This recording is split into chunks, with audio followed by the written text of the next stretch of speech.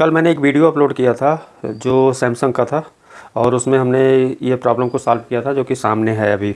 और मैंने उस कमेंट को देखकर आज इसको वीडियो को फिर से बनाकर दिखा रहा हूँ।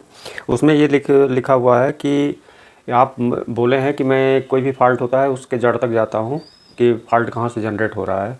तो ये बात आपकी सही है, मैं जड़ तक जाता हूँ, देख लेता हूँ, तभी मुझे वो चीज़ें बर्दाश्त होता है। और जब तक मैं जान ना लूँ तब तक मेरे दिमाग में वो चलता रहता है। तो मैं तो जान ही गया हूँ कहाँ से है। तो ऐसे हमने जो है एक केबी लाइन पे एक वीडियो बनाया था जिसमें किसी ने आकर कमेंट किया था कि हमको ये मत बताओ कि केबी लाइन कहाँ है, ये बताओ हम काटे कहाँ से।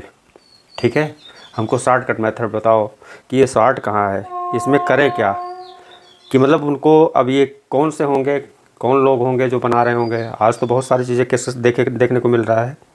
और मैं अभी जल्दी ही आया हूँ और घर पे ही थोड़ा सा काम कर रहा हूँ जिसमें बहुत सारे हमको ये सब कंप्लेन भी मिले हैं जो तो उस हिसाब के उस बेस पे मैंने जो है थोड़ा सा इसे एक डेमो दिया है इसको। अब इसमें देखिए, आपने कल देखा होगा तो मालूम हो गया होगा कि ऑन ऑफ पॉइंट है, तो यहीं से सारे प्रॉब्लम अब सॉल्व हो जाएंगे। अब ये स्टैंड बाई होता है, ये स्टैंड बाई यहीं से भी ओपन कर देंगे, ऑन हो जाएगा। लेकिन ऐसा नहीं है इसमें सैमसंग में। और हर जो कंपनी होती है, हर ब्रांड होता है, एलजी हुआ, सैमसंग हुआ, शार्प हुआ, वीडियोकॉन हुआ, और जितने भी ब्रांडेड हैं उनके जो है सिम्टम भी अलग अलग होते हैं, अलग अलग कंपनी के हिसाब से। सबके सब पे लागू नहीं होते हैं। हर फॉल्ट के फिक्स फॉल्ट के जो है सलूशन एक नहीं होते हैं। ठीक है, यहाँ पर एक हम इसको दिखाते हैं अभी। जैसे ये कल हमने इस पे वीडियो बनाया था। अब देखिए, ये इसको हम ऑन करते हैं, स्विच ऑन करते हैं। एक मिनट, ये देखिए अभी यहाँ पे चलेगा, ऑन करेंगे तो।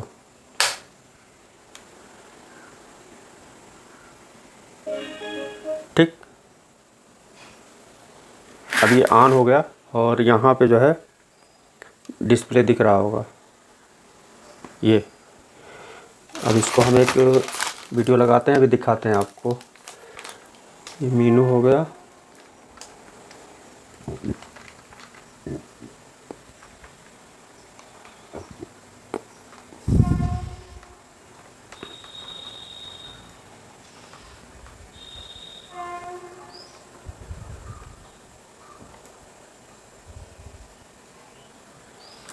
कोई भी वीडियो ले लेते हैं, चलिए।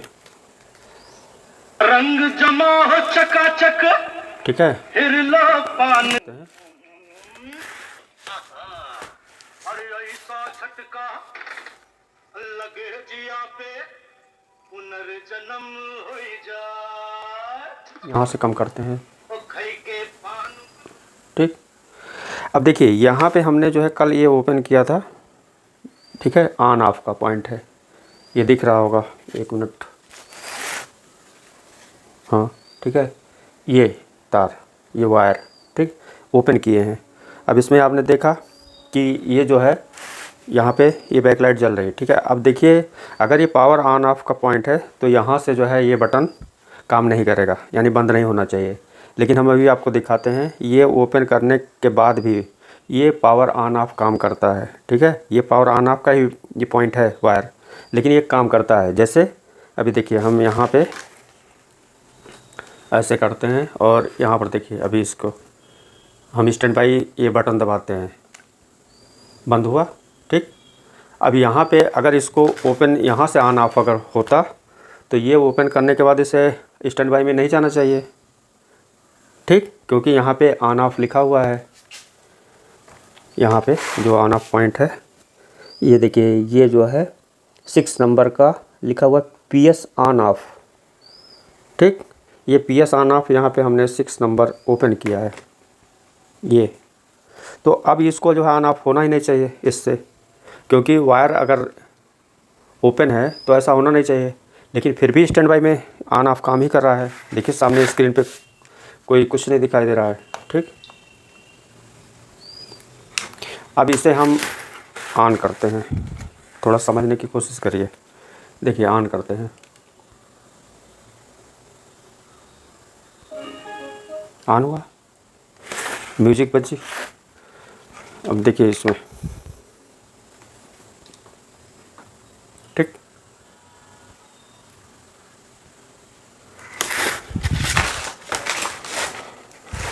अब देखिए इसमें जो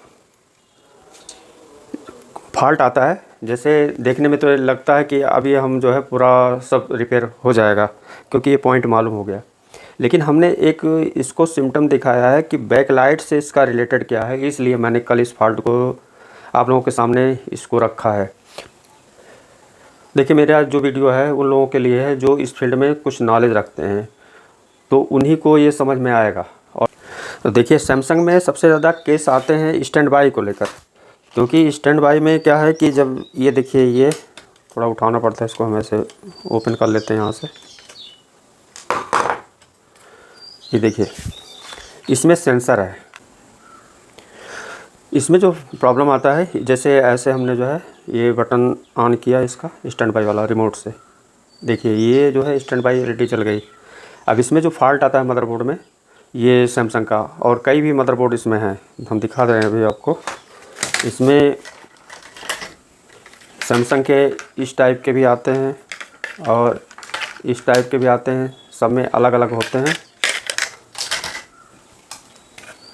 ऐसे भी होते हैं 32 इंच में, तो सबके जो ये डिज़ाइन होता है वो अलग अलग टाइप से होता है। तो अब अगर स्टैंड बाई में है और रिलीज नहीं हो रहा है, कोई भी बटन काम नहीं कर रहा है, तो ऐसा नहीं कि इसको निकाल देंगे तो ये जो है ऑन हो जाएगा।